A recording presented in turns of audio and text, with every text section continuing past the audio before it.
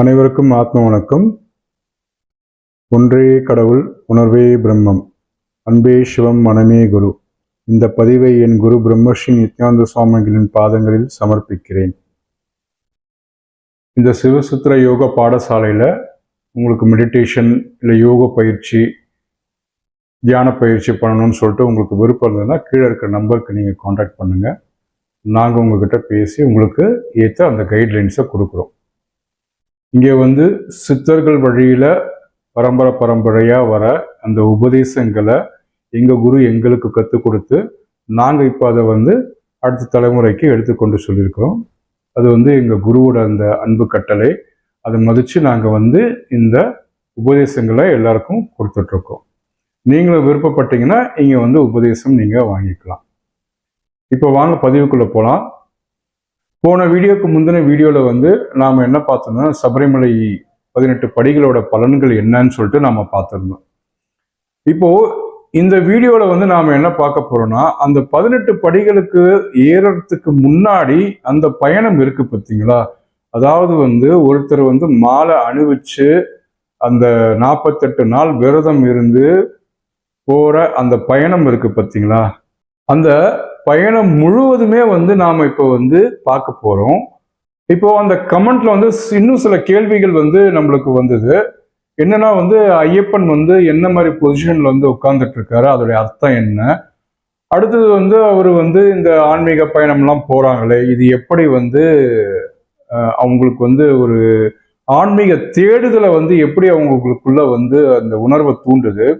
அதுக்கப்புறம் இந்த சரம் குத்தினா என்ன, அதை பத்தி முழுமையா விளக்கம், ஒவ்வொருத்தருக்கா ஒரு கேள்வியா விளக்கம் கொடுக்கறத விட, இப்போ ஒருத்தர் மாலை போட்டிருக்காரு, ஒரு கன்னிசாமியாக இருந்து குருசாமி ஆகிற வரைக்கும் அந்த 18 வருஷம் அவருடைய ஆன்மீக தேடல்கள் எப்படி ஒவ்வொருத்தருக்குள்ளேயும் இருக்கு. இப்போ நீங்களே நான் சொல்றத நீங்க இந்த பாதையில போகும்போது, நீங்க இந்த மலையிலோ நடக்கும் போதோ இந்த உணர்வுகள்லாம் உங்களுக்கு வந்திருக்கான்னு சொல்லிட்டு நீங்க பாருங்க. அப்போதான் உங்களுக்கே தெரியும், உங்களுக்குள்ள இருக்கிற தேடலும் பாத்தீங்கன்னா இன்னும் உங்களுக்கு அதிகரிக்கும். சரிங்களா? அதனால இந்த வீடியோவை ஸ்கிப் பண்ணாம ஃபுல்லா பாருங்க. அப்போதான் உங்களுக்கு ஒவ்வொரு விஷயமும் அங்க என்ன பண்ணியிருக்காங்க அப்படின்றது தெரியும். இன்னொரு விஷயம் என்னன்னா, இந்த பயணமே, இந்த கன்னிசாமி அப்படின்ற பயணத்துல ஆரம்பிச்சு எல்லாமே பாத்தீங்கன்னா சித்தர்கள் வழியில அந்த யோகம் அப்படின்ற ஒரு விஷயம் இருக்கு பார்த்தீங்களா. அவங்க கற்றுத்தந்த அந்த ராஜ யோகம், அந்த யோகம் தான் பார்த்தீங்கன்னா இந்த கன்னிசாமியில இருந்து ஆரம்பிச்சு கடைசி வரை அந்த குருசாமி ஆகிற வரைக்கும் பார்த்தீங்கன்னா இது எல்லாமே அந்த தியானம், யோகம் எப்படி பண்ணணும், அந்த தியானம் எப்படி நாம முறையா சித்தர்கள் வழியிலிருந்து பண்ணணும் அப்படின்றத தான் இங்க அடையாளப்படுத்தி வச்சிருக்காங்கன்றத நீங்க இப்ப தெளிவா பார்ப்பீங்க. இப்போ முதல்ல நாம என்ன பண்ணோம்னா கன்னிசாமியில இருந்து ஆரம்பிப்போம். இப்போ ஒரு மலைக்கு ஒருத்தர் முதல் தடவை மாலை போடுறாருன்னா அவர் நம்ம என்ன சொல்லுவோம், கன்னிசாமின்னு சொல்லிட்டு சொல்லுவோம். இப்போ கன்னிசாமி என்ன பண்ணுவாங்கன்னா அவர் ஒரு 48 நாள் விரதம் இருந்து எந்த ஒரு புலால் உணவும் சாப்பிடாம ஒரு 48 நாள் அந்த பயணத்தை ஆன்மீக பயணமா ஒரு பிரம்மச்சரிய விரதம் இருந்து எந்த ஒரு தவறான செயல்களும் ஈடுபடாம காமம்ன்ற உணர்வை அடக்கி அதுக்கப்புறம் தீய பழக்கங்கள்ல இருந்து அவங்க விடுபட்டு அந்த 48 நாள்ன்ற ஒரு மண்டலம் வரைக்கும் அந்த விரதத்தை இருப்பாங்க. அப்ப என்ன பண்ணுவோம்னா காலையிலயும் மாலையிலயும் பார்த்தீங்கன்னா ஒரு வேளைக்கு 2 வேளை அவங்க இறைவனை வழிபடுவாங்க. அப்படி இறைவனை வழிபடும் போது என்ன பண்ணுவாங்கன்னா 108 சரணங்கள் சொல்லுவாங்க. எல்லாத்துலேயுமே பார்த்தீங்கன்னா ஓம் சுவாமி சரணம் ஐயப்பா அப்படின்னு ஆரம்பிச்சு அந்த 108 சரணங்களை அவங்க சொல்லுவாங்க. அதே மாதிரி ஈவினிங்கும் பார்த்தீங்கன்னா ஒரு 108 சரணங்கள் அவங்க சொல்லுவாங்க. இப்படி ஒரு நிலையை ஃபாலோ பண்ணி அவங்க என்ன பண்றாங்க, அதுக்கப்புறம் அந்த பயணத்தை தொடங்குறாங்க. இப்போ அவங்க தொடங்கும் போது அவங்க என்ன பண்றாங்கன்னா முதல்ல கன்னிசாமி அப்படின்னு ஒரு அடையாளப்படுத்துறதுக்கு என்ன பண்ணுவாங்கன்னா சரம் குத்தி அப்படின்றத ஃபாலோ பண்ணுவாங்க. ஒருத்தர் முதல் தடவை அந்த மலைக்கு போறாரு அப்படின்னும் போது அப்போ என்ன ஆகும், அந்த பொன்னம்பல மேடுன்னு சொல்லிட்டு ஒரு இடம் இருக்கும். அந்த பொன்னம்பல மேட்டில் என்ன பண்ணுவாங்க, சரம் குத்துவாங்க. ஸோ இப்போ ஒருத்தர் வந்து இந்த யோக பயிற்சிக்கு வராங்கன்னு வச்சுக்கோங்களேன். அப்ப அந்த ஆரம்ப நிலை உபதேசம், அந்த முதல் உபதேசம் என்னதுன்னா நாம் அந்த மூச்சை கவனிக்கிறது தான் சொல்லுவாங்க. கரெக்டுங்களா? இப்போ இந்த சரம் குத்தியும் இந்த மூச்சை கவனிக்கிறதுன்றதும் ஒரே அர்த்தம் தான். சரம்னாலே அங்க மூச்சு தான், குத்துறதுன்றது வந்து நம்ம கவனிக்கிறது. இதுதான் வந்து முதல் உபதேசமா வந்து அந்த யோக பயிற்சியில எல்லாருக்குமே வந்து கொடுப்பாங்க. ஸோ அந்த கன்னிசாமியா இருக்கிறது என்ன பண்றாங்கன்னா வந்து முதல்ல அவங்க அந்த மூச்சை வந்து கவனிக்கிறாங்க. இதே வந்து இந்த 2வது வருஷம் போறாங்க, சரிங்களா? அந்த 2வது வருஷம் போறாங்க. அப்ப இந்த 2வது வருஷம் போகும்போது என்ன பண்றாங்கன்னா வந்து கையில வந்து ஒரு ஆயுதம் எடுத்துட்டு போவாங்க. ஏதாவது ஒரு ஆயுதம் எடுத்துட்டு போவாங்க. என்ன ஆயுதம்னா வந்து கதாயுதம், இல்ல வந்து கத்தி, இல்ல வந்து வில் அம்பு, இல்ல வந்து வேல், இது மாதிரிலாம் வந்து எடுத்துட்டு போவாங்க. பொதுவாகவே வந்து நீங்க வந்து இறைவன் வந்து ஒரு ஆயுதம் எப்பவுமே வச்சிருப்பாங்க. எல்லா கடவுளுமே வந்து தனக்குள்ள அந்த ஒரு ஆயுதத்தை வச்சிருப்பாங்க. இப்போ நீங்க முருகர் எடுத்துக்கிட்டீங்கன்னா வந்து வேல் வச்சிருப்பாங்க.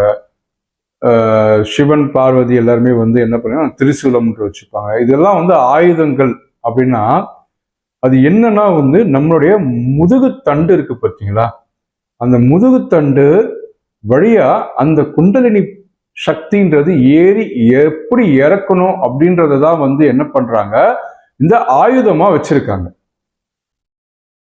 எல்லாமே வந்து இந்த குண்டலினி சக்தியை எப்படி ஏற்றி இறக்கணும் அப்படின்றதான் வந்து எல்லா கடவுள்களுமே தன்னுடைய ஆயுதமாக வச்சிருக்காங்க. அது ஏன் ஆயுதமா வச்சிருக்காங்கன்னா வந்து அப்பதான் வந்து உங்களுக்குள்ள இருக்கிற அந்த துர்குணங்களை வந்து நீங்க ஜெயிக்க முடியும்.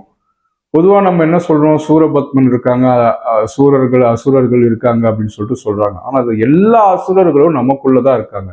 நமக்குள்ளதான் காம உணர்வா இருக்காங்க, நமக்குள்ளதான் கோப உணர்வா இருக்காங்க, நமக்குள்ளதான் வந்து இன்பமா இருக்காங்க, நம்மளுக்குள்ளதான் வந்து துன்பமா இருக்காங்க. இப்படி எல்லாமே வந்து பாத்தீங்கன்னா நமக்குள்ள இருக்கிற அந்த அசுரர்களை அழிக்கிறதுக்கு தான் வந்து பாத்தீங்கன்னா இந்த ஆயுதம் என்ற அந்த குண்டலினி சக்தியை வந்து எப்படி ஏற்றி இறக்கி அதை எப்படி பயன்படுத்தணும் அப்படின்றதான் வந்து அவங்க என்ன பண்ணியிருக்காங்க, ஆயுதமா வச்சிருக்காங்க. இப்போ இந்த 2வது உபதேசம் நாம் இங்க கொடுக்குற அந்த உபதேசம் வந்து 2வது உபதேசத்துக்கு வந்து என்னன்னா அந்த குண்டலினி வந்து ஏறி இறங்குற அந்த பாதையை நாம வந்து காட்டி கொடுக்குற உபதேசம் தான் இங்க அந்த 2வது உபதேசம். அப்போ 2வதா ஒருத்தர் மலைக்கு போறாருன்னா அப்ப அந்த கையில அந்த ஆயுதம் எடுத்துட்டு போறதோட அர்த்தம் என்னன்னா அப்ப அவர் அந்த குண்டலினி சக்தியோட அந்த பாதையை வந்து என்ன பண்றாங்க, அறியறதுக்கு தான் வந்து அந்த ஆயுதம் ஏந்தி வந்து அனுப்புறாங்க. ஸோ இது 2வது உபதேசம் ஆகுது. இப்போ 3வது வருஷம் அவரே வந்து போறாரு அப்படின்னா என்ன பண்ணுவோம்னா அந்த மணிகண்ட சுவாமின்னு சொல்லிட்டு சொல்லுவாங்க. மணிகண்ட சுவாமினா என்னன்னா வந்து ஒரு கழுத்துல வந்து மணி கட்டியிருப்பாங்க. அப்போ அது என்ன குறிக்குதுன்னா அந்த நாதத்தை குறிக்குது. ஸோ ஒரு மனுஷன் வந்து கேட்க வேண்டிய அந்த நாதங்கள்ல மணிய ஓசைன்றது வந்து ரொம்ப வந்து ஒரு உன்னதமான நாதம். அதனாலதான் எல்லா கோயில்லையுமே வந்து மணி வச்சிருக்காங்க. நான் இதை வந்து போன பதிவுல கூட வந்து நான் சொல்லியிருந்தேன், அந்த நாதங்கள் வந்து எந்த அளவுக்கு முக்கியம் அப்படின்றத வந்து நான் உங்களுக்கு தெளிவா விளக்கி இருந்தேன். நீங்க அந்த பதிவு பார்க்கலன்னா நான் உங்களுக்கு என் கார்ட்லயோ இல்லை வந்து ஐ கார்ட்லயோ கொடுக்குறேன். நீங்க வந்து அதை செக் பண்ணி பாருங்க. அது அப்போதான் வந்து உங்களுக்கு அந்த நாதங்களோட இம்பார்ட்டன்ஸ் என்ன அப்படின்றது நம்மளுக்கு தெரிய வரும். இப்போ ஒவ்வொரு வருஷமும் நீங்க என்ன பண்றீங்கன்னா முதல்ல அந்த இறைவனை தரிசிக்கிறதுக்கு முன்னாடி அந்த பயணத்தை ஆரம்பிக்கிறதுக்கு முன்னாடி நீங்க என்ன பண்றீங்க, பேட்டை துள்ளல்ன்ற ஒரு விஷயத்த வந்து நம்ம எல்லாருமே பண்ணியிருப்போம். அப்போ அந்த பேட்டை துள்ளல்ல இருந்து உங்களுடைய உணர்வுகள் ஆரம்பிக்கும். இப்போ எப்போ நீங்க வந்து அந்த இசையை கேட்க ஆரம்பிக்கிறீங்களோ, அதாவது சண்டை மேளம், அதுக்கப்புறம் அதில் வர நாதஸ்வரங்கள், இந்த எல்லாமே வந்து நமக்குள்ள இருக்கிற அந்த தசநாதங்களை தான் வெளியே வச்சிருக்காங்க.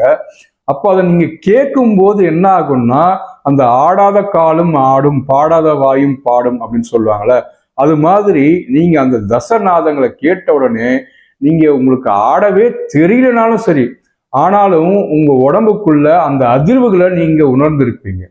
இதுதான் முதல் விஷயமா நாம அங்க உணர்ற ஒரு பெரிய விஷயம். அப்ப நீங்க வந்து எப்பப்பெல்லாம் வந்து நீங்க அந்த பேட்டை துள்ளல் அப்படின்ற ஒரு விஷயம் வரும்போதோ அப்ப நீங்க வந்து உங்க உடம்புக்குள்ள எத்தனை விதமான அந்த அதிர்வுகள் வந்து ஏற்படுதுன்றத கொஞ்சம் பொறுமையா நீங்க வந்து அனலைஸ் பண்ணி பார்த்தீங்கன்னா அப்போ அந்த பேட்டை துள்ளலோட அந்த இம்பார்ட்டன்ஸ் என்னன்றது உங்களுக்கு புரியும்.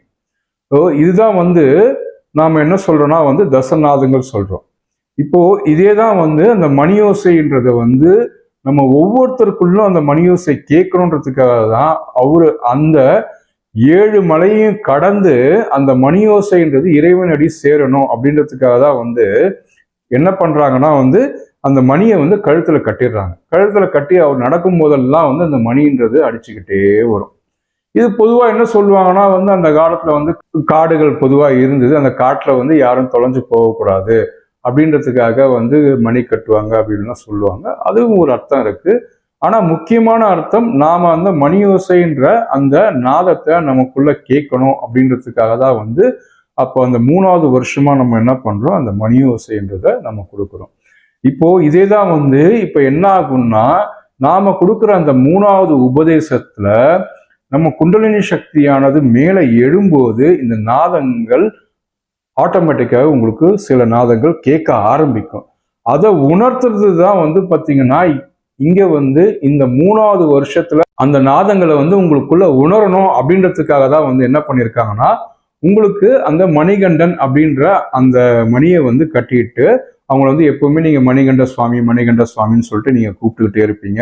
எங்கெங்கெல்லாம் போறாரோ அந்த மணியை வந்து கட்டிக்கிட்டே இருப்பாரு. அந்த ஓசைன்றது அப்போ வந்து அது அதிர்வலைகளா வந்து உங்களுக்குள்ள எழுந்துகிட்டே இருக்கும். இது எல்லாமே நீங்க உணர்ந்து பாருங்க. இந்த தடவை நீங்க இத்தனை வருஷம் நீங்க இதெல்லாம் உணரல அப்படின்னா நீங்க இப்ப போகும்போது நீங்க இந்த உணர்வுகள்லாம் வந்து எப்படி இருக்குன்றத பாருங்க. அடுத்தது நாம வந்து இந்த 7 மலையை ஏற ஆரம்பிக்கும். இப்போ இந்த மலை ஏற்றம் இறக்கம் எப்படி உணர்த்துதுன்னா நம்மளுடைய வாழ்க்கையில எப்பவுமே வந்து இந்த ஏற்ற இறக்கங்கள் இருக்கதான் செய்யும். அந்த ஏற்ற இறக்கங்கள் ஏன் நடக்குது, எதற்கு நடக்குது அப்படின்னு நாம யோசிக்கும் போதுதான் நம்மளுக்கு உண்டான அந்த ஆன்மீக விழிப்புணர்வுன்றதே வந்து முழுசா வரும். அதனாலதான் வந்து இந்த ஏற்ற இறக்கங்களை வந்து வச்சிருக்காங்க. அப்போ வந்து ஒவ்வொரு மலையா நீங்க கஷ்டப்பட்டு ஏறும்போது, இப்போ உதாரணத்துக்கு வந்து நீங்க அழுதா மலையா இருக்கட்டும், இல்ல கரிமலையா இருக்கட்டும், இல்ல நீலிமலையா இருக்கட்டும், இதெல்லாம் என்ன பண்ணும்னா வந்து உங்களுடைய குண்டலினி சக்தியை வந்து ஆட்டோமேட்டிக்காவே வந்து அது உங்க உச்சந்தலைக்கு ஏற்றும். நீங்க இருமுடி எடுத்துட்டு போறீங்க, கரெக்டுங்களா? நீங்க இருமுடி எடுத்துட்டு போனாலுமே வந்து அதை உங்க உச்சந்தலையில தான் நீங்க வைக்கணும். 2வது, இறைவனுக்கு படைக்க வேண்டிய அந்த பிரசாதங்களை நம்ம என்ன பண்றோம், அவ்வளோ பயபக்தியா என்ன பண்றோம்னா நம்ம இருமுடியோட எடுத்துட்டு போறோம். அப்போ அந்த இருமுடியோட எங்க இருக்குன்னா வந்து அது வந்து உச்சந்தலையில இருக்கு. அப்போ எப்பவுமே வந்து பாத்தீங்கன்னா நீங்க இந்த மலையை வந்து ஏறும்போது, அதாவது ஏற்றம் ஏறும்போது என்ன ஆகும்னா அப்போ உங்களுடைய அந்த குண்டலினி சக்தியானது நீங்க அழுத்தம் கொடுப்பீங்களா இல்லையா? இந்த மூலாதாரத்துல ஒரு அழுத்தம் ஏற்படும், கரெக்டுங்களா? அப்போ உங்க கவனம் எல்லாம் எங்க இருக்கும்னா உங்களுடைய உச்சந்தரையில இருக்கும். இப்ப பொதுவாவே என்ன ஆகும்னா வந்து அந்த குண்டலினி சக்தின்றது நீங்க அந்த முதுகுத்தண்டு வழியாவே வந்து பொதுவாவே என்ன ஆகும்னா வந்து மேலிட ஆரம்பிக்கும், சரிங்களா? அப்படி ஆரம்பிக்கும் போது என்ன ஆகும்னா உங்களுக்குள்ள நீங்க பண்ண அந்த கர்ம வினைகள் வந்து உங்க கண்களுக்கு தெரிய ஆரம்பிக்கும். அப்போதான் வந்து நீங்க கஷ்டப்படுவீங்க. இல்ல இவ்வளவு கஷ்டமா இருக்கே, நான் ஏறத்துக்கு இவ்வளவு கஷ்டமா இருக்கே, நான் என்ன பாவம் பண்ணேன், நான் என்ன புண்ணியம் பண்ணேன் அப்படின்ற ஒரு உணர்வு வந்து உங்களுக்கு மேலிட ஆரம்பிக்கும். அப்ப நீங்க என்ன பண்ணுவீங்கன்னா உண்மையாலே வந்து நீங்க என்ன பண்ணுவீங்க, ஒரு சரணாகதி அடையணும் கடவுள்கிட்ட அப்படின்றத, ஆமாம் இறைவா நான் இந்த தவறெல்லாம் நான் பண்ணியிருக்கேன், நான் வந்து உங்ககிட்ட வந்து சரணாகதி அடையணும். அதாவது உங்களோட தரிசனத்தை நான் வந்து ஒரு 10 செகண்ட் பார்க்கணும், இல்ல 2 செகண்ட் பார்த்தா கூட போதும், இல்ல உங்க தரிசனம் எனக்கு கிடைச்சா கூட போதும், அதுவே எனக்கு ஒரு பூர்வ ஜென்ம பயனை வந்து எனக்கு கொடுக்கும் அப்படின்ற நம்மளுடைய அந்த பொதுவான உணர்வுகள் என்ன ஆகும்னா அது மேலோங்க ஆரம்பிக்கும்.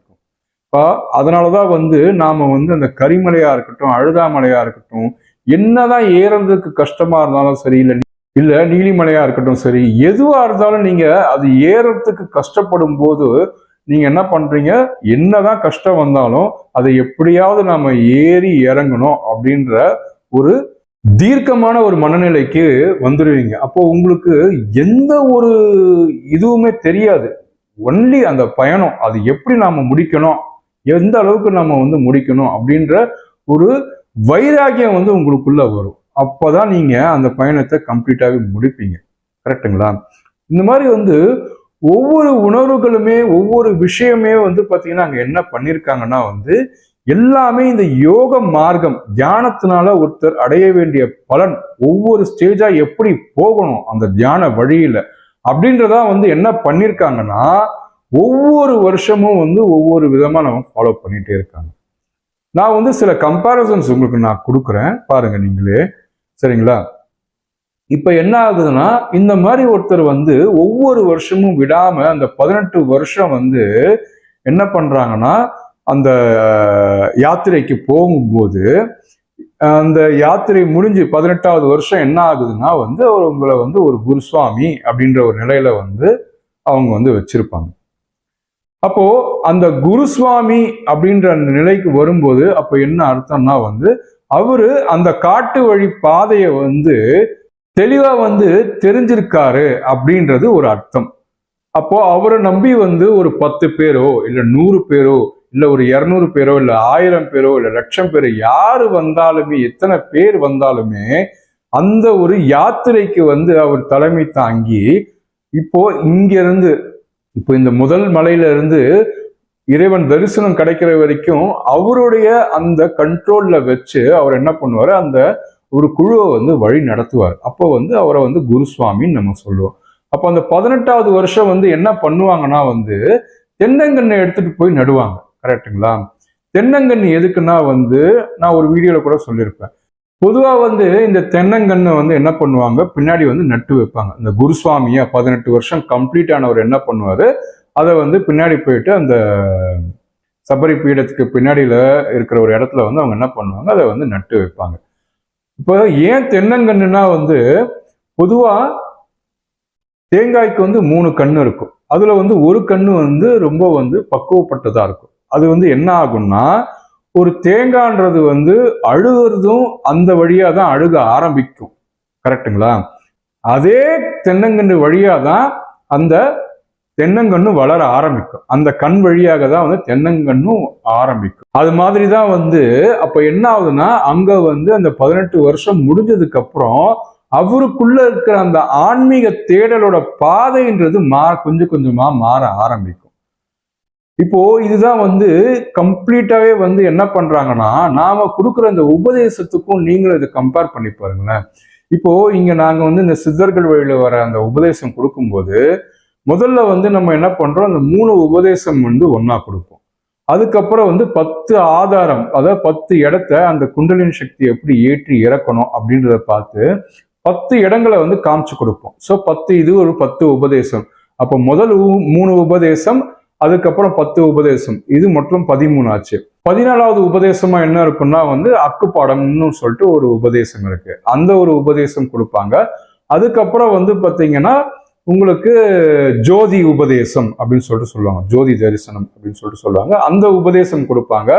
அதுக்கு அடுத்தது வந்து பாத்தீங்கன்னா நாத உபதேசம். அதுக்கப்புறம் வந்து பாத்தீங்கன்னா மௌன உபதேசம்.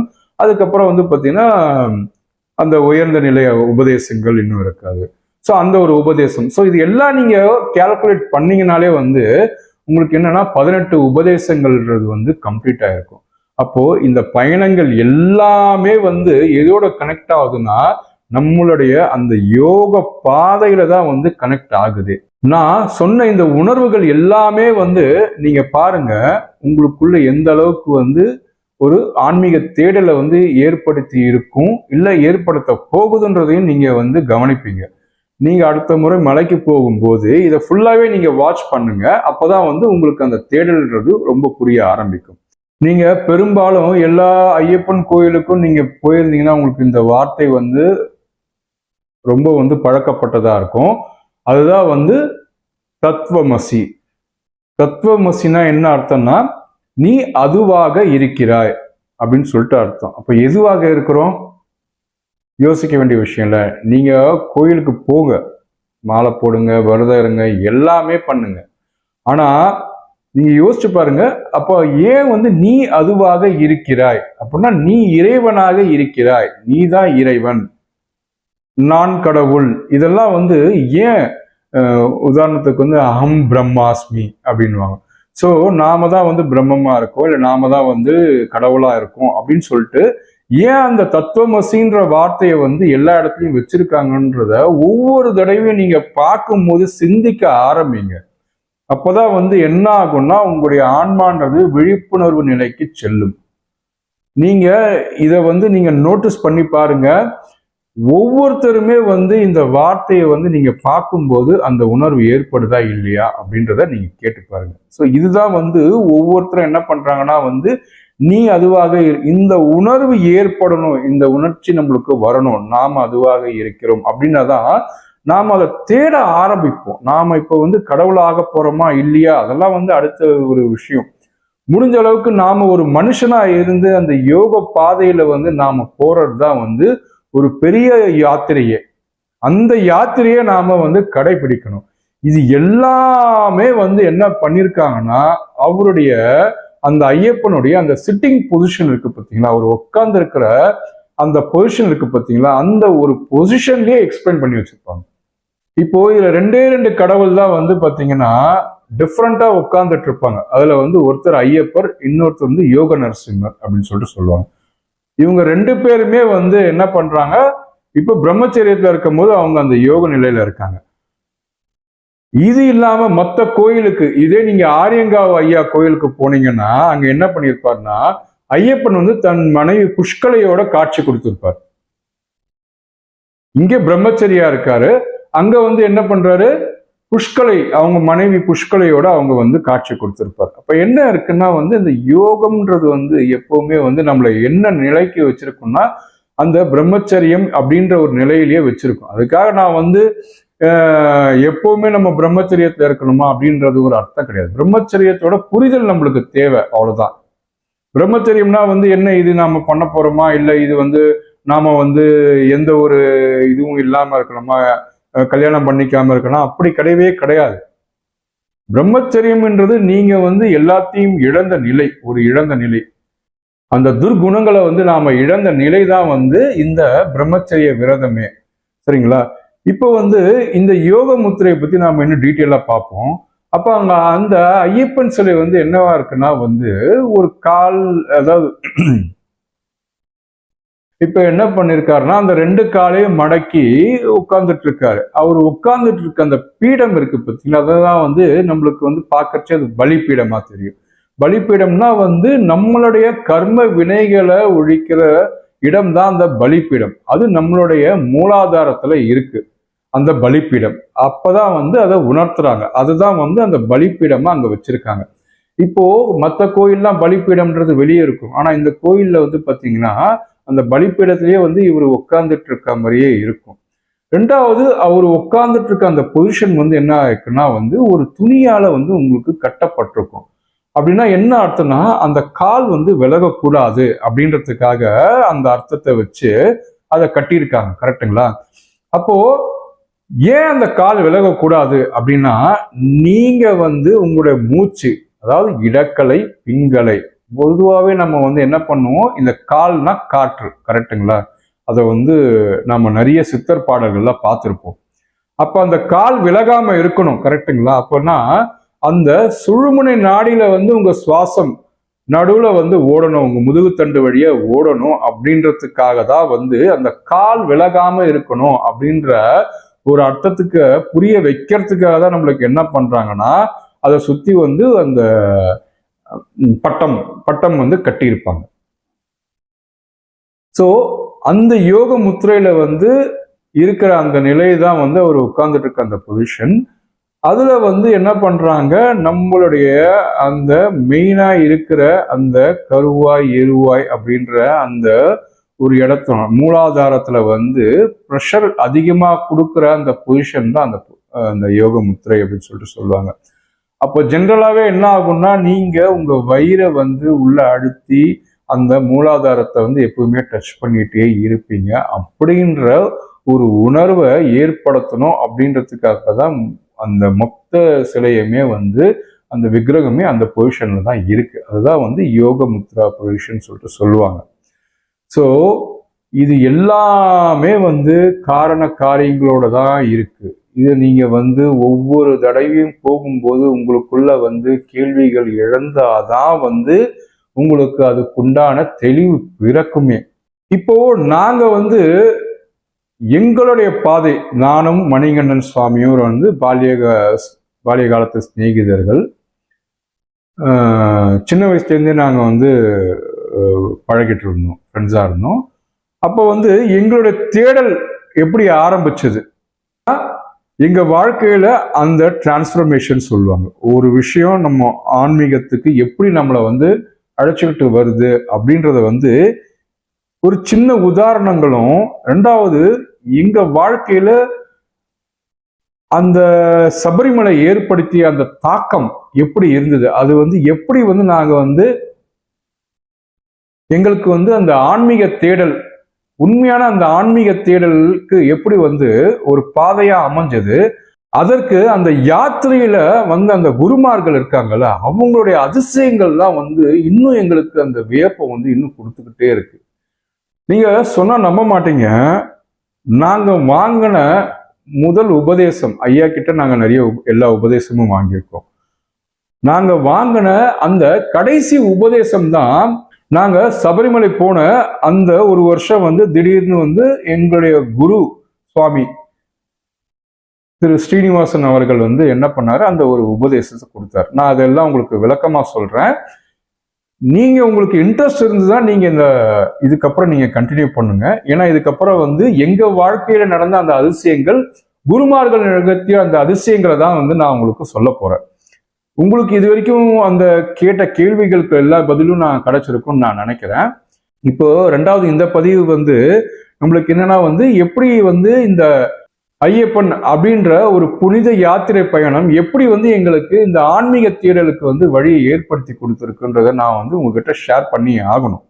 அப்போதான் வந்து உங்களுக்கும் அந்த உணர்வுகள் ஏற்பட்டிருக்குன்னா தென் நீங்களும் வந்து பார்த்தீங்கன்னா ஒரு தேர்ந்தெடுக்கப்பட்டவராக தான் இருப்பீங்க. அப்போ சரிங்களா, வாங்க இப்போ நாம அதை பத்தி இன்னும் கொஞ்சம் டீட்டெயில்டா பார்க்கலாம்.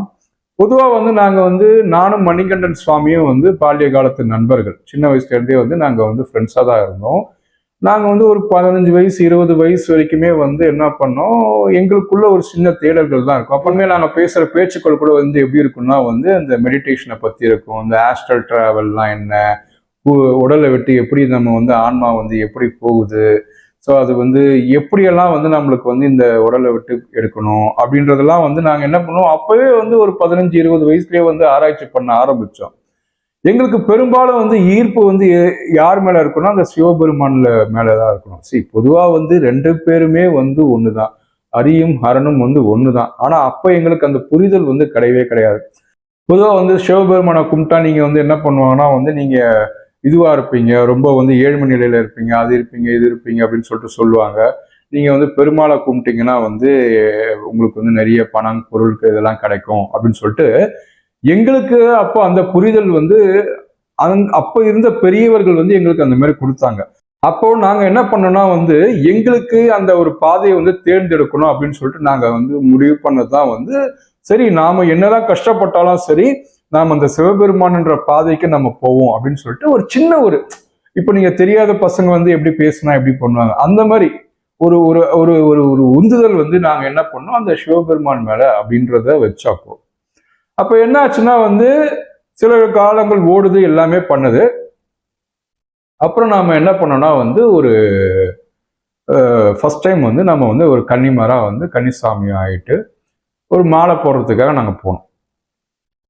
அப்ப என்ன ஆச்சுன்னா வந்து ஃபர்ஸ்ட் வந்து இந்த சரம் குத்தி அப்படின்னு சொல்லிட்டு நம்மளுக்கு என்ன பண்ணுவோம், பேட்டை துள்ளல் எல்லாம் குத்தி சரத்தை குத்தி நம்ம கையில கொடுத்துருவாங்க. ஒரு குச்சி மாதிரி கொடுப்பாங்க. அது வந்து நீங்க பொன்னம்பல மேடுன்னு சொல்லிட்டு சொல்லுவாங்க. பொதுவாக பொன்னம்பல மேடுனாலே உங்களுக்கு என்னன்னு தெரியும், நம்ம ஆன்மா இருக்கிற இடம் தான் வந்து பொன்னம்பல மேடுன்னுவாங்க. அங்கதான் சரத்தை குத்தணும் அப்படின்னு சொல்லிட்டு சொல்லுவாங்க. ஸோ நாம அந்த சரம் குத்தி அப்படின்ற வரும்போது என்ன ஆகணும், குச்சியை வந்து நீங்க என்ன பண்ணுவீங்க, குத்தணும். கரெக்டுங்களா? இப்போ இது என்ன ஆச்சுன்னா வந்து இப்போ நானும் மணிகண்டன் சுவாமியும் போகும்போது அந்த குச்சியை வந்து நாங்க வந்து கீழே விட்டுட்டோம். எங்க போச்சுன்னே தெரியாது. அது நீங்க பத்திரமா வச்சிருக்கணும். அந்த பொன்னம்பல மேடு வந்து வரும்போது அங்க நீங்க குத்திட்டு போகணும். கரெக்டுங்களா? இப்போ நாங்கள் மிஸ் பண்ணிட்டோம் இது. இப்போ இது மிஸ் பண்ண உடனே என்ன ஆச்சுன்னா வந்து எங்க அப்பாலாம் வந்து என்ன பண்ணிட்டாங்கன்னா வந்து திட்ட ஆரம்பிச்சிட்டாங்க. இல்லை உனக்கு நீ பொறுப்பே இல்லையே, கிட்டத்தட்ட வந்து ஒரு 10-12 வயசு தான் இருக்குன்னு வச்சுக்கோங்களேன். அப்போ வந்து இவனுக்கு வந்து பொறுப்பே இல்லையே, ஒரு குச்சி தானே, அதையும் நீ மிஸ் பண்ணிட்டியே, இது பண்ணிட்டியே அப்படின்னு சொல்லிட்டு சாதாரணமாக நான் குத்திட்டு போயிருந்தா கூட எனக்கு எதுவும் தெரிஞ்சிருக்காது. இப்ப நான் என்ன பண்ணிட்டேன்னா வந்து, என்ன இது இந்த ஒரு குச்சிக்காக வந்து நம்மளை திட்டுறாங்களே, பெத்த புள்ளி இந்த மாதிரி பேசுறாங்களே அப்படின்ற ஒரு ஒரு சின்ன வந்து என்ன ஆச்சுன்னா ஒரு மனஸ்தாபம் வந்து ஏற்பட்டது. ஏன் இது இந்த குச்சிக்காக போய் நம்ம இப்படி சொல்லிட்டாரே நம்ம அப்பா அப்படின்ற ஒரு தேடுதல் வந்து என்ன ஆச்சுன்னா கரெக்டா வந்து, ஏன் இந்த குச்சியில தான் இவ்வளவு இருக்கா, அப்படி என்ன சரம் குத்தி அப்படின்ற ஒரு கேள்வி வந்து ஃபர்ஸ்ட் ஒரு கேள்வி எழுந்தது. அதுக்கு வந்து பல வருஷம் எனக்கு விடை கிடைக்காம தான் இருந்தது. இப்போ இந்த 2வது வருஷத்துல இருந்து நாங்க பயணிச்சது வந்து யார் கூடனா வந்து குருசுவாமி திரு ஸ்ரீனிவாசன் அவர்களும் குருசுவாமி திரு அண்ணாமலை அவர்களும் இவங்க கூட தான் வந்து எங்களுடைய அந்த பயணம்ன்றது ஆரம்பிச்சது. இப்போ ஒருத்தர் குருசுவாமி கரெக்டுங்களா, இன்னொருத்தர் உபகுருசுவாமி. இவங்க 2 பேருடைய சிறப்பு தன்மை நான் சொல்றேன், நீங்க வியப்படைவீங்க.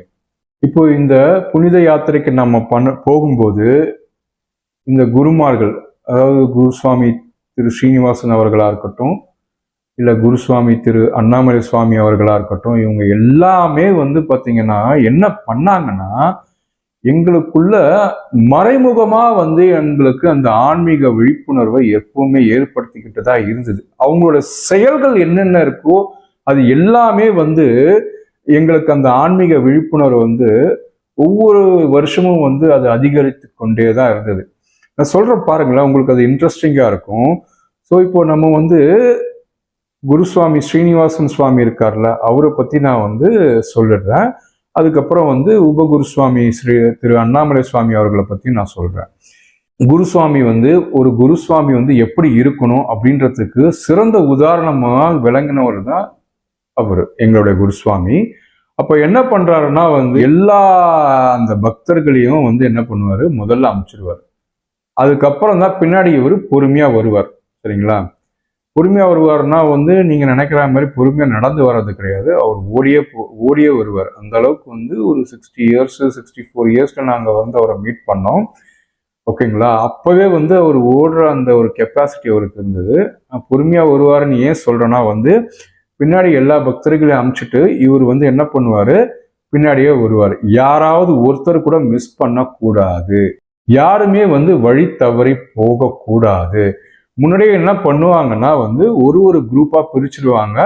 அந்த ஒவ்வொரு குரூப்புக்குமே ஒருத்தர் வந்து தலைமை தாங்குவாங்க. அவரு தான் வந்து அந்த முழு பாதையும் தெரிஞ்சிருக்கும்.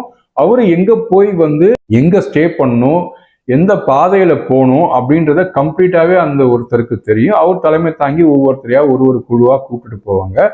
எல்லாரையும் அமுச்சு வச்சுட்டு தான் இவர் பின்னாடி வருவாரு. பின்னாடி வந்ததுக்கு அப்புறம் யாராவது ஒருத்தராவது மிஸ் பண்ணிட்டாங்களா இல்லையான்னு சொல்லிட்டு ஒவ்வொரு விரியா, அதாவது அந்த உங்களுக்கு அந்த குடிசை மாதிரி இருக்கும் கடைகள்லாம் இருக்குல்ல, ஒவ்வொரு விரியா வந்து பார்த்து பார்த்து பார்த்து பார்த்து வருவார். பார்த்து பொறுமையா வருவார்.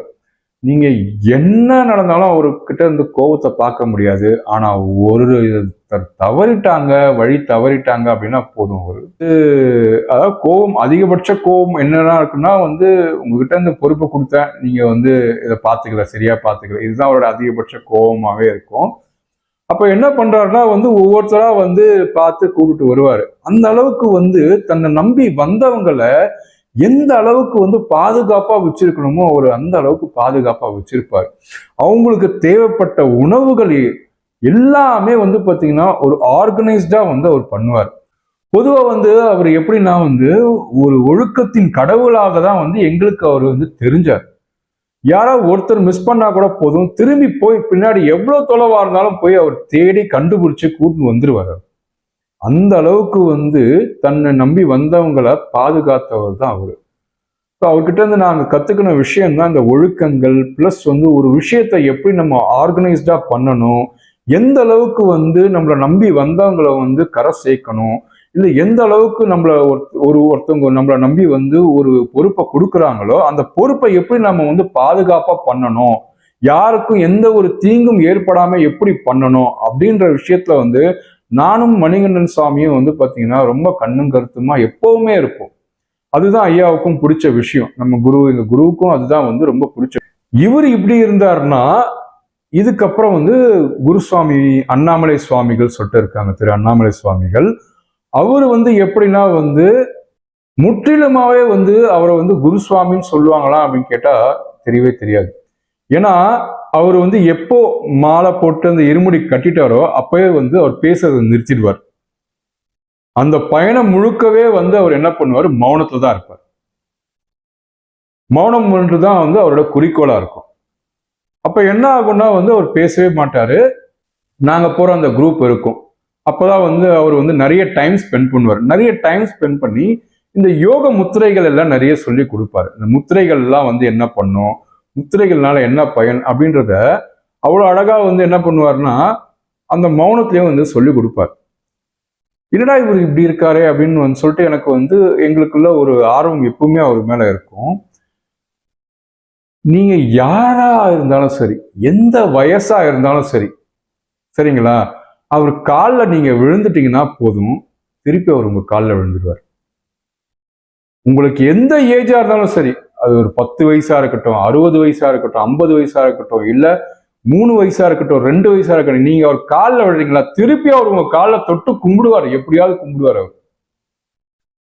என்ன சாமி நீங்க எங்க காலில் விழு, ஏன்பா இறைவன் எல்லா இடத்துலயும் இருக்கான்ப்பா, எனக்கு எதுக்காக என் காலில் விழுந்த?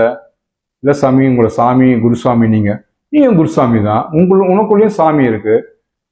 இதெல்லாம் வந்து பாருங்க எந்த அளவுக்கு வந்து அவங்க பக்தியில இருந்தாலுமே அவங்களோட புரிதல் பாருங்க எந்த அளவுக்கு வந்து இருந்திருக்கு. அது வந்து எங்களுக்கு ஒரு ஆச்சரியத்தையும் ஒரு படிப்பினையும் எங்களுக்கு கொடுத்தது. என்னடா இப்படியெல்லாம் இருக்க முடியுமா அப்படின்னு சொல்லிட்டு. ஸோ எங்க கண்ணுக்கு வந்து அவர் எப்படி தெரிஞ்சாருன்னா ஒரு மௌன குரு, ஒரு மௌன கடவுள் எப்படி இருந்தாருன்னா அப்படி என்ன உணர்த்துவாங்களோ அதை வந்து ஒரு மௌனத்துல இருந்து பேசி உணர்த்துறதை விட பேசாம ஒரு உணர்த்திய விஷயங்கள் வந்து நிறைய இருந்தது. ஸோ இப்படி வந்து எங்களுடைய பயணம்ன்றது ஆரம்பிச்சது. சரிங்களா, அதுக்கப்புறம் வந்து என்ன ஆச்சுன்னா வந்து இப்போ இந்த தத்துவமசி வந்து என்ற வார்த்தை வந்து எப்படி எங்களுக்குள்ள ஆரம்பிச்சதுன்ற அந்த ஒரு சுவாரஸ்யமான விஷயம் நான் உங்களுக்கு ஷேர் பண்றேன். இப்போ நாங்க என்ன பண்ணுவோம்னா வந்து குழுவா போயிட்டு ஒரு சபரிமலையில நம்மளுக்குன்னு சொல்லிட்டு ஒரு ரூம்ஸ் எல்லாம் இருக்கும், சில ரூம்ஸ் எல்லாம் இருக்கும். அந்த ரூம்ஸ்ல வந்து நாம என்ன பண்ணுவோம், கூட்டு பிரார்த்தனை பண்ணுவோம். அப்ப அந்த கூட்டு பிரார்த்தனை பண்ணும்போது என்ன பண்ணுவோம்னா வந்து பொதுவா நம்ம பெரிய பாதை தான் எப்பவுமே நாங்க போவோம். போயிட்டு கலப்பாயிட்டு இறைவனோட தரிசனம்லாம் பார்த்துட்டு என்ன பண்ணுவோம், அங்க வந்து உட்காந்துட்டு நாங்க என்ன பண்ணுவோம், ஒவ்வொரு ஈவினிங்கும் வந்து என்ன பண்ணுவோம், அந்த கூட்டு பிரார்த்தனைகள்லாம் நடக்கும். ஒரு தடவை திடீர்னு வந்து மீட்டிங்லாம் நடக்கும், எல்லாருமே அவங்களோட எக்ஸ்பீரியன்ஸ்லாம் ஷேர் பண்ணுவாங்க, எல்லாமே பண்ணிட்டு இருப்பாங்க. திடீர்னு ஒரு நாள் அவருக்கு என்ன தோணுச்சு அப்படின்றது எனக்கு தெரியாது. திடீர்னு எல்லாருமே உட்காந்துட்டு இருந்தோம். ஒரு நாள் வந்துட்டு எல்லாருமே வந்து இந்த ஒரு ப்ராக்டிஸ் பண்ணுங்க அப்படின்னு சொல்லிட்டு என்ன பண்ணாரு, ஒரு முத்திரையை வந்து சொல்லி கொடுத்திருந்தாரு குருசுவாமி. ஓகேங்களா, நாங்களும் என்ன பண்ணோம், அதை வந்து ஜென்ரலா வந்து நாங்களும் ஓகே சொல்றாரு, அடுத்து வந்து நம்மளோட குரு பேச்சு அப்பவுமே வந்து நாங்க குரு பேச்சை மீறினது கிடையாது. சரின்னு சொல்லிட்டு நாங்க என்ன பண்ணோம், பண்ண ஆரம்பிச்சோம். அப்போ அதோடைய அர்த்தம் எங்களுக்கு தெரியாது, நாங்களும் பண்ணிட்டோம். ஓகேங்களா, ஒரு ஒரு முத்திரை சரி ஓகே அது முடிஞ்சு போச்சு, அதோட அவ்வளவுதான். அந்த ஒரு தடவை பண்ணா 2 தடவை பண்ணிருப்போம், இல்ல 3 தடவை பண்ணிருப்போம், அவ்வளவுதான், அதோட விட்டாச்சு. இப்ப அதுக்கு அடுத்த வருஷம்லாம் வரும்போது எங்களுக்குள்ள அந்த தேடல்கள் வந்து அந்த தத்துவமசின்ற அந்த ஒரு வார்த்தையை நோக்கி நாங்க ஈர்க்கப்பட்டோம். இது என்னது, இது தத்துவமசி, இது வந்து நான் அதுவாகவே இருக்கிறேன் அப்படின்னா என்ன அப்படின்னு சொல்லிட்டு அதை பத்தி வந்து ஒரு புரிதல் வந்து தேட ஆரம்பிக்கிறோம். அப்ப என்ன ஆகுதுன்னா வந்து கொஞ்சம் கொஞ்சமா வந்து சரி இதுக்கப்புறம் நம்ம வந்து பயணிக்க வேண்டிய பாதை வேற பாதை இருக்கு அப்படின்னு சொல்லிட்டு நாம என்ன பண்றோம், சில விஷயம்லாம் வந்து நாம பண்ண ஆரம்பிச்சோம். அதாவது வந்து தியானத்துக்கு நாங்க போக ஆரம்பிச்சோம். தேடுதல் வந்து எங்க போய் முடியுதுன்றத பார்க்கலாம் அப்படின்றது வந்து என்ன ஆச்சுன்னா பெரிய அந்த உணர்வுகள் தான் எங்களுக்குள்ள இருந்தது. அதுக்கப்புறம் தான் வந்து இவரோட கோயில், இந்த ஸ்ரீ அகண்ட பரிபூர்ண சச்சிதானந்த சுவாமிகள் கோயிலுக்கு போன அப்புறம் தான் வந்து எங்களுக்கு என்ன தோணுச்சுன்னா வந்து எங்களுக்குள்ள வந்து அந்த ஒரு ஆத்ம உணர்வு, அந்த ஒரு அமைதின்றது வந்து எங்களுக்கு தோண ஆரம்பிச்சது.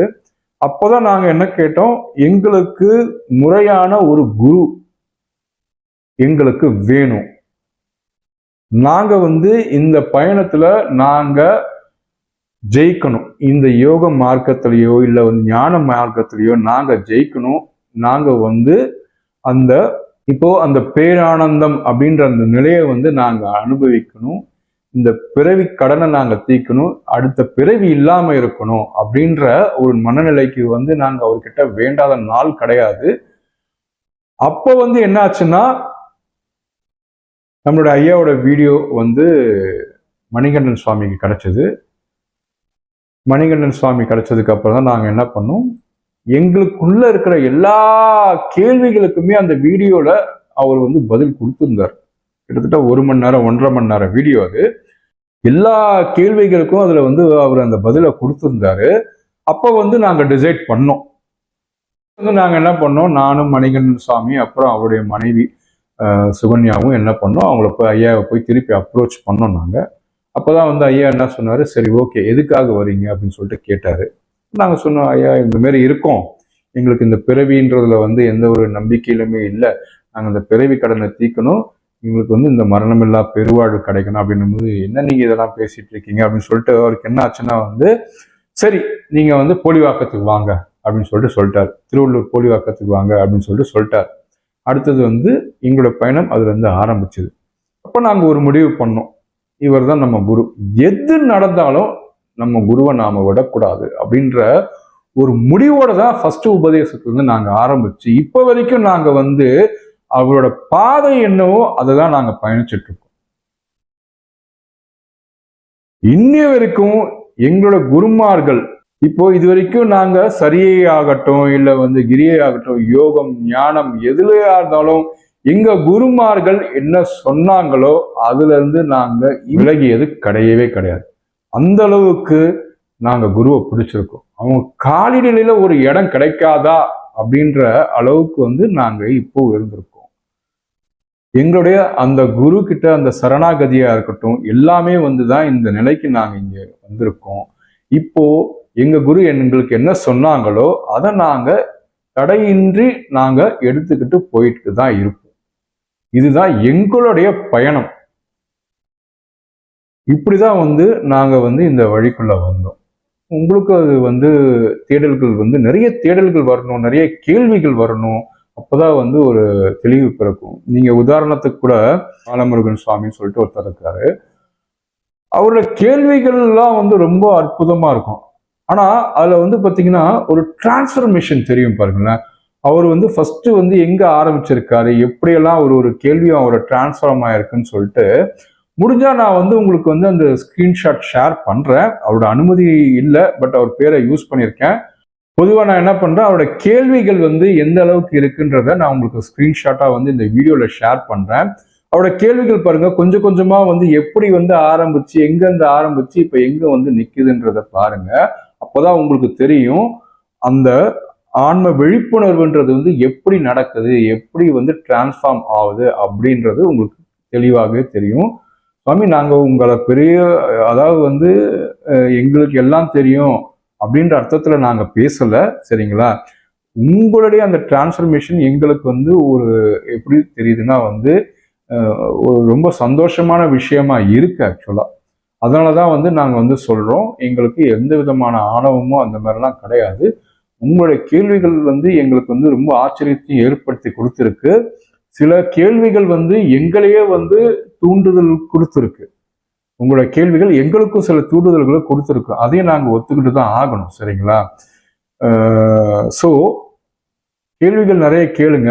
இந்த வீடியோ வந்து யார் யாரெல்லாம் ஐயப்ப பக்தர்மார்கள் இருக்காங்களோ எல்லாருக்குமே ஷேர் பண்ணுங்க, சரிங்களா? எல்லாருக்குமே ரீச் ஆகட்டும். அவங்க ரீச் ஆனாதான் அப்போ அவங்களுக்குள்ள இருக்கிற அந்த இறைவனை பத்தி அவங்க உணர ஆரம்பிப்பாங்க. அதுதான் வந்து நம்மளுக்கும் தேவை, எல்லாருக்குமே அதுதான் தேவை.